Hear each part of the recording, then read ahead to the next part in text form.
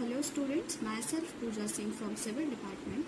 आज हम subject SDD 1 that is structure design and drafting 1 के टॉपिक स्ट्रेस स्ट्रेन कर्व पे डिस्कशन करने वाले हैं। स्ट्रेस स्ट्रेन कर्व हम यहाँ पे concrete as well as steel दोनों के कर्व की स्टडी करेंगे कि स्ट्रेस और स्ट्रेन के लिए ये कर्व हमको कैसे बनाना है। बेसिकली ये बहुत ही इंपॉर्टेंट टॉपिक है एग्जाम पॉइंट ऑफ व्यू से। हर साल इससे इस टॉपिक से रिलेटेड क्वेश्चन हमको पूछे जाते हैं। तो हम स्ट्रेस स्ट्रेन कर्व डिस्कस करने से पहले हमें ये पता होना ज़रूरी है कि स्ट्रेस क्या होता है एंड स्ट्रेन क्या होता है। अगर हम स्ट्रेस की बात करें, स्ट्रेस को हम कैसे डिफाइन करते हैं? स्ट्रेस कब डेवलप होता है? when an external load is applied, when an external load is applied to a member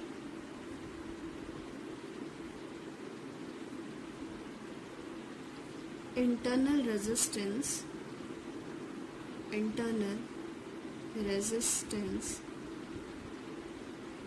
is set up by the material,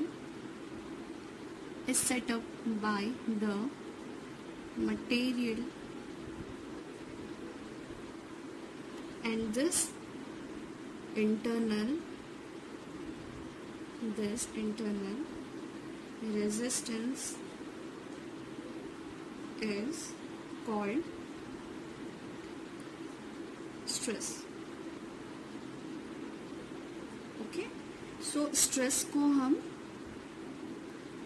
फॉर्मूले के टर्म्स में अगर लिखे तो स्ट्रेस को हम लिख सकते हैं load upon area. Basically stress हमारा क्या डिफाइन कर रहा है यहाँ पे? अगर किसी मेंबर पे हम एक्सटर्नल लोड अप्लाई करते हैं तो उसके में इंटरनल रेजिस्टेंस उस मटेरियल में सेटअप हो जाता है, और उस लोड की वजह से जो इंटरनल रेजिस्टेंस सेटअप हुआ है उसे ही हम क्या कहते हैं? स्ट्रेस कहते हैं। स्ट्रेस को हम कैसे डिनोट करते हैं? लोड अपॉन एरिया से डिनोट करते हैं, जहाँ पे लोड को हमने W नेमिंग किया हुआ है एंड एरिया को हम कैपिटल A से डिनोट करते हैं। एंड अगर यूनिट की बात करें तो लोड के लिए हम न्यूटन एंड एरिया के लिए mm² यूज करते हैं। तो ये कुछ इस तरीके से हो जाता है न्यूटन पर mm²। तो ये हमारा हो गया स्ट्रेस। एंड सेकेंडरी हमें डिस्कशन करना है स्ट्रेस स्ट्रेन के बारे में। स्ट्रेन को हम डिफाइन करते हैं when a load is applied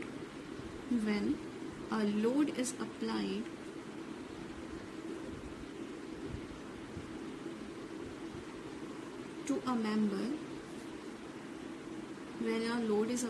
a member, its shape is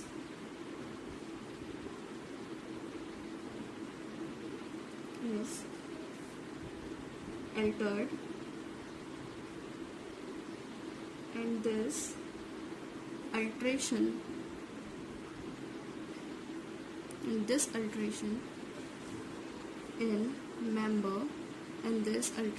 in member is called strain. It means अगर हम किसी मेंबर पे लोड अप्लाई कर रहे हैं तो उस लोड अप्लाई की वजह से क्या हो जाता है? उसके शेप चेंज हो जाते हैं, मतलब वो अपने एक्चुअल शेप से चेंज हो जाती है। और जो शेप में चेंजेस होते हैं जस्ट बिकॉज ऑफ लोड जो हमने अप्लाइड किया है, और उसे ही हम क्या कहते हैं? स्ट्रेन कहते हैं। तो स्ट्रेन को हम फॉर्मूले के टर्म्स में अगर लिखे तो स्ट्रेन को हम क्या लिखते हैं? Change in length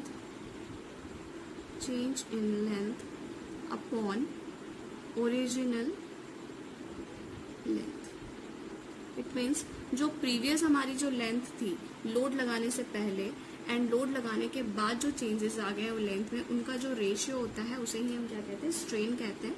change in length को हम del L से डिनोट करते हैं, ओरिजिनल लेंथ को हम L से डिनोट करते हैं। दोनों के यूनिट हमें mm कंसीडर करनी होती है। एंड अगर हम स्ट्रेस और स्ट्रेन के रिलेशनशिप की बात करें तो स्ट्रेस अपॉन स्ट्रेन, इसे हम क्या कहते हैं, modulus of elasticity, modulus of elasticity. Elasticity क्या होता है, अगर कोई हमारा मेंबर है जिसमें हम लोड अप्लाइड कर रहे हैं तो क्या होता है, जब तक उस पर वो लोड अप्लाइड रहेगा उसका शेप क्या हो जाता है, डिफॉर्म हो जाता है, और जैसे ही हम उस लोड को वहां से रिमूव करते हैं वो अपने ओरिजिनल शेप में वापस आ जाता है। इसे ही हम इलास्टिसिटी या इलास्टिक की प्रॉपर्टी कहते हैं। तो स्ट्रेस और स्ट्रेन के जो रेशियो है उसे हम किससे डिनोट करते हैं, मॉड्यूलस ऑफ इलास्टिसिटी, जिसे हम कैपिटल ई से डिनोट करते हैं। जैसे कि अब हम बात कर रहे हैं स्टील और कंक्रीट की, तो कंक्रीट के लिए जब modulus of elasticity find out करते हैं तो उसे हम ईसी से डिनोट करते हैं, और जब हम स्टील के लिए फाइंड आउट करते हैं, steel modulus of elasticity for steel को हम किससे डिनोट करते हैं, ईएस से डिनोट करते हैं। तो ईएस की जो वैल्यू होती है हमारी, वो हमेशा हम लेकर के चलते हैं 2 × 10⁵ न्यूटन पर mm स्क्वायर। एंड अगर modulus of elasticity for concrete की अगर बात करें तो ये हम कंसिडर करते हैं 5700 √fck न्यूटन पर mm स्क्वायर, जहाँ पे हमारा जो fck है वो fck किसको डिनोट कर रहा है, हमारा characteristic compressive strength for concrete. fck जो है हमारा characteristic compressive strength of concrete को डिनोट कर रहा है। नेक्स्ट अब हम स्ट्रेस एंड स्ट्रेन कर्व पे आते हैं। तो हमें अब कर्व ड्रॉ करना है। पहले हम स्टील के लिए ड्रॉ करेंगे, stress strain curve for steel, stress strain curve पहले हम किसके लिए ड्रॉ कर रहे हैं, स्टील के लिए ड्रॉ कर रहे हैं। तो स्टील के लिए ड्रॉ करने के लिए हमें कुछ इस तरीके से X axis and Y axis में लाइंस ड्रॉ कर लेनी है। ये हमारा हो जाएगा स्ट्रेन, एंड इस साइड हम डिनोट करेंगे स्ट्रेस। एंड स्ट्रेन के लिए हम यहाँ पे दो वैल्यूज लेते हैं, दैट इज 0.001 एंड 0.002। स्ट्रेस यहाँ पे Fy हम 250 न्यूटन पर mm स्क्वायर के लिए कंसीडर करने वाले हैं। अब अगर हम कर्व की बात करें जब स्टील के लिए, तो क्वाइट ऑब्वियस है कि स्टील के लिए जो कर्व होता है वो हमारा लीनियर होता है।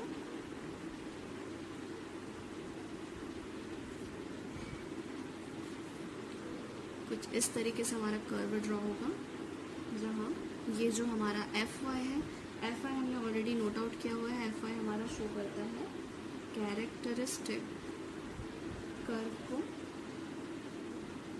एंड ये हमारा होता है डिजाइन कर्व।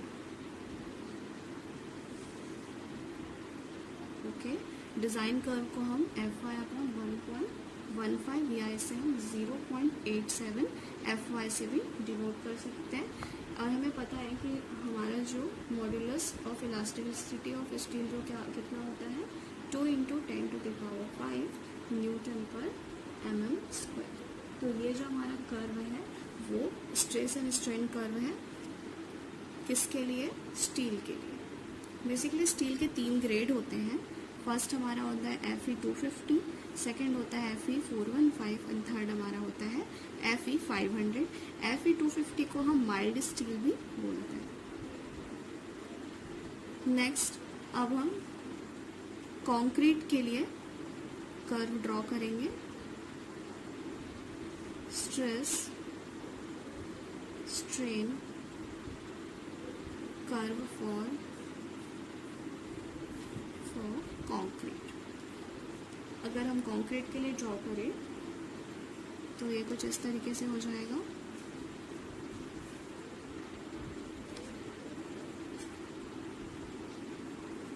अगेन हम यहाँ पे स्ट्रेन लेंगे, ये पार्ट हमारा हो जाएगा स्ट्रेस। इसमें यहाँ पे हम 2 कैटेगरी यूज़ करने वाले हैं। फर्स्ट हमारा हो जाएगा 0.002, जिसे हम 0.2% भी राइट डाउन कर सकते हैं। एंड सेकंड हमारा हो जाएगा 0.0035, जिसे हम 0.35% में कंसिडर कर सकते हैं। नेक्स्ट अगर हम बात करें, जब भी हमें कर्व ड्रॉ करना होगा तो स्टील के केस में और कंक्रीट के केस में ये कर्व जो होते हैं वो थोड़े से डिफरेंट होते हैं। स्टील के केस में जो हमारा कर्व होता है वो लीनियर होता है, लेकिन अगर हम कंक्रीट के केस में बात करें तो इनिशियल स्टेज में वो क्या होता है, हमारा थोड़ा सा पैराबोलिक होता है, थोड़ा कर्वेचर फॉर्म में होता है। जैसे ही वो 0.2% से आगे बढ़ता है वो क्या हो जाता है, लीनियर हो जाता है। तो हमारा जो कर्व है वो कुछ इस तरीके से ड्रॉ होगा। पहले हम यहाँ पे एक लाइन ड्रॉ कर लेते हैं जहाँ पे हम इसके पार्टीशन को शो करेंगे। तो फर्स्ट हम 0.2% पे एंड सेकेंड हम 0.35% पे लाइन ड्रॉ कर लेते हैं। तो जो हमारा कर्व ड्रॉ होगा वो कुछ इस तरीके से जाएगा। यहाँ तक हमारा जो कर्व है वो पैराबोलिक शेप में रहेगा, देन वो क्या हो जाएगा, स्ट्रेट हो जाएगा। सिमिलरली ये कुछ इस तरीके से वर्क करेगा।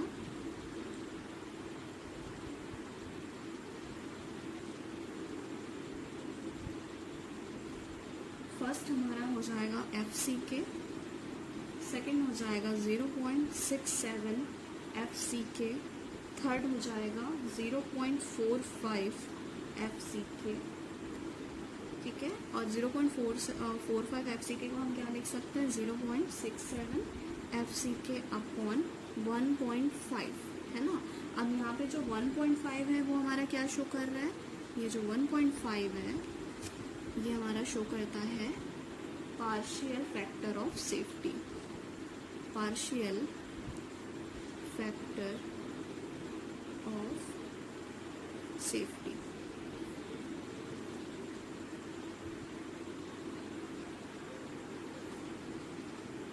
ये जो होगा हमारा डिजाइन कर्व होगा।